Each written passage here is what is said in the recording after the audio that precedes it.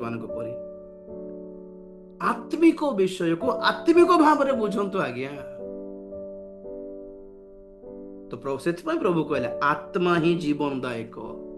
वाक्य को धरी तुम शारीरिक भाव में बुझी शारीरिक भाव में प्रचार करले कहारी फायदा जम्मा आत्मार फायदा तो नहीं बिल्कुल।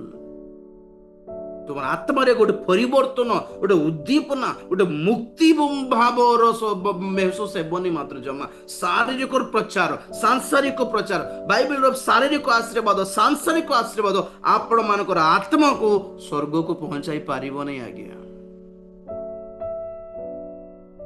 बहुत जन प्रभु भोज बोल कहले ख्रिस्टियन मानकर भोग प्रसाद रीतिनीति अरे बाप रे आज प्रभु प्रस्तुत व्हाट इज प्रस्तुतिकरण हमको ये आंध्र तेलंगाना रे प्रभु भोज पूर्व 3 दिन फास्टिंग रखती सूची कर